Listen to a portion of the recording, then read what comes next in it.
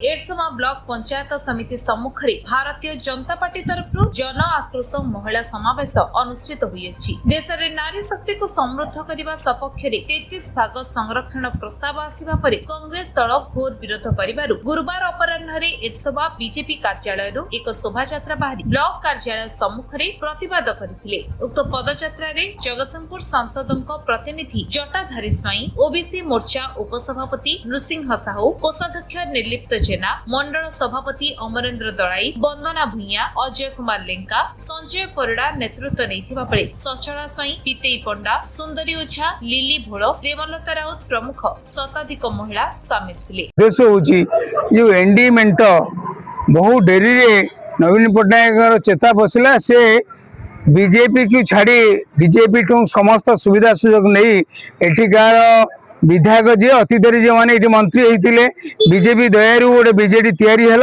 और तार परिणति है बीजेडी को धोखा देकरी सरकार बाहरी गले 2009 पर बीजेपी तार निजर चेष्टार आमे आम शक्ति बढ़ेलु एमती है 2024 मसीह आमे समग्र ओडिशा प्रदेश रे 81टा विधानसभा जीतिलु एवं से एकाकी सरकार कलु। ए सरकार कला परे मोदी जी चिंता कले भारत वर्ष रे यदि महामानकर उत्थान न हबो ताहले एटी मातृशक्ति रे उत्थान न होले एटी विकास हेई परिबो नै। आपण देखिचंती जो माने अतीत रे माँ मान को असम्मानित करिसेंती काली ममता बनर्जी माँ मानुष कहिकरी जो स्लोगान दउथिला ताकू लोक माने प्रत्याख्यान कले एवं 206 विधानसभा बीजेपी जीतिला। तार एकमात्र कारण होची माँ माने कम्युनिस्ट बेलांठ मुह फेरैले टीएमसी तो मुह फेरैले एवं जोटे एडीएमके बा डीएमके एमान मुह फेरैकरी सरकार विरुद्ध रे वोट देले। आमर कहया कथा होची जे नवीन पट्टनायक पार्लियामेंट रे तो ताकर गोटे सीट भी नहीं एटिका आग को विधायक कहते जे इठी किछि होउनी तो एरसमार रास्ता घाट केमिति होउछि। एरसमार लोक जेते एठी चाषी जेते अछंती सबु चाषी की प्रति वर्ष 60 माने 12,000 टंका दउछि 6टा किस्ती रे सीएम किसान पीएम किसान रे 12,000 टंका में दउछु। ए जो विधायक कहते ए जो एनएससी कथा जो एनएच कथा NH 15 जो परिवर्तन कथा से NH 15 किए पैसा दउछि सरकार एत नथिला सी जेते कांग्रेस कम्युनिस्ट वाला संगे दौड़ुले से जानिया दरकार एटी बीजेपी पैसा रे NH तैयारी होइछि। तेणु आम आज माँ मानकर कथा कहवाई लोक मानू डाकिलु माँ मानू डाकिलु माँ माने आसिले आप मैंने यही अंचल लोक आमर एकमात्र लक्ष्य होची माँ माने पार्लियामेंट विधानसभा रे शक्ति बढ़िले 33% शक्ति हेले जे आमर विजय हम और माँ मान उत्थान हम नारी शक्ति बंधन कार्यक्रम सफल हम। तेणु नारी शक्ति बंधन कार्यक्रम आप आम धन्यवाद दौचु।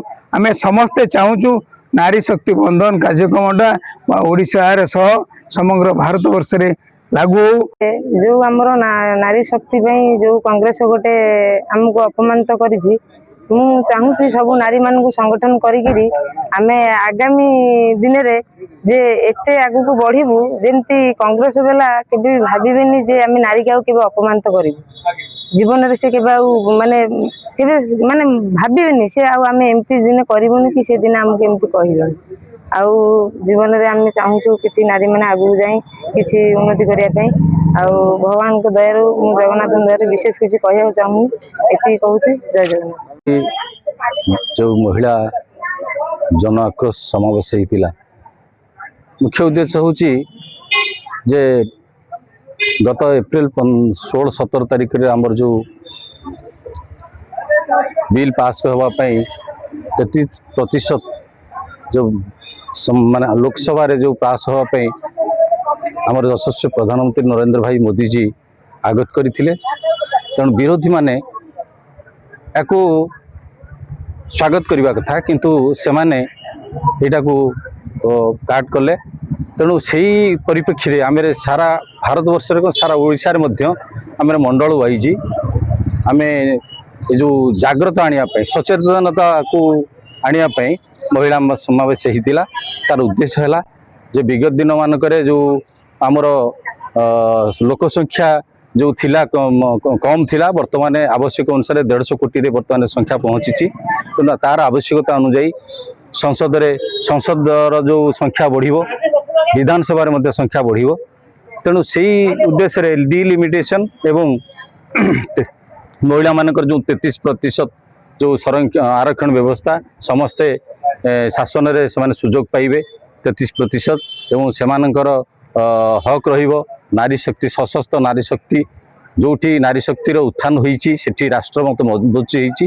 ତେଣୁ ଆମର ଉଦ୍ଦେଶ୍ୟ ନାରୀମାନେ ଜାଗ୍ରତ ହୁଅନ୍ତୁ ଏବଂ ନିଜ କଥା ନିଜର ହକକୁ ସାବ୍ୟସ୍ତ କରନ୍ତୁ। ଅପରପକ୍ଷେ ବିଧାୟକ କହୁଥିଲେ ଆମେ ନାରୀ ଶକ୍ତିକୁ ବିରୋଧ କରିଲେ, ସେଥିପାଇଁ ଆମେ ବିରୋଧ କରୁଛୁ। ନାଇଁ ନାଇଁ, ସେ କଥାଟା ସେମାନେ ଠିକ୍ ଭାବରେ ବୁଝି ନାହାନ୍ତି। ସେମାନେ ଆକ୍ଚୁଆଲି ବିରୋଧ କରିବାର ଭାଷାଟା ସେୟା ନୁହେଁ। ଖାଲି ଆମେ ଯେ ଭଲ କଥାରେ ବି ବିରୋଧ କରିବା, ଉନ୍ନତି କଥାରେ ବି ବିରୋଧ କରିବା, ଏଇଟା ଠିକ୍ ନୁହେଁ। ଆମେ ଯଦି ଆମର ସଂଖ୍ୟା ବଢ଼ିଯାଏ, ଯେଉଁ ପାର୍ଲାମେଣ୍ଟରେ ଯେଉଁ ସଂଖ୍ୟା ଅଛି ଆମର, ଯଦି 800 କେତେ ଆମର ହବାର ଅଛି, ସେଟା ଯଦି ବଢ଼ିଯାଏ, ବର୍ତ୍ତମାନ 21ଟା ଅଛି MP ସିଟ୍, ବର୍ତ୍ତମାନ ସିଏ ଯଦି ବଢ଼ିଯିବ, ବର୍ତ୍ତମାନ ଆମର ସୁବିଧା ହେବ, ଶାସନ କରିବାର ଗୋଟେ ସୁବିଧା ହେବ। ତେଣୁ ସବୁ ଯେଉଁମାନେ ଶାସନର ମୁଖ୍ୟ ରହିବେ ସେମାନେ ମଧ୍ୟ ଠିକ୍ ଭାବରେ ତାଙ୍କର ପାର୍ଲାମେଣ୍ଟକୁ କିମ୍ବା ତାଙ୍କର ନିର୍ବାଚନ ମଣ୍ଡଳୀକୁ ଠିକ୍ ଭାବରେ ପରିଚାଳନା କରିବା ପାଇଁ ସକ୍ଷମ ହେବେ। ଏଇଟା ହେଉଛି ମୁଖ୍ୟ କଥା। ତେଣୁ ସେମାନେ ବିରୋଧ କରୁଛନ୍ତି, କାହିଁକିନା ସେମାନଙ୍କ ହାତରେ ସଂଖ୍ୟା ନାହିଁ। ସେମାନଙ୍କୁ ବର୍ତ୍ତମାନ ଲୋକ ହାତଛଡ଼ା କରିସାରିଲେଣି, ଲୋକ ତାଙ୍କ ସପକ୍ଷରେ ନାହାନ୍ତି। ବର୍ତ୍ତମାନ ଭାରତୀୟ ଜନତା ପାର୍ଟି ସପକ୍ଷରେ ବର୍ତ୍ତମାନ ସମସ୍ତେ ଅଛନ୍ତି, ସାଧାରଣ ଜନତା ଅଛନ୍ତି ଏବଂ ସେମାନେ ଉନ୍ନତି କଥା ଚିନ୍ତା କରିକି ବର୍ତ୍ତମାନ ବିଜେପିର ହାତ ଧରିଛନ୍ତି। ଏର୍ସମାନ ନୃସବଲିଙ୍କ ରିପୋର୍ଟ, ବିଶ୍ୱ ବିଜୟ ନ୍ୟୁଜ ଓଡ଼ିଶା।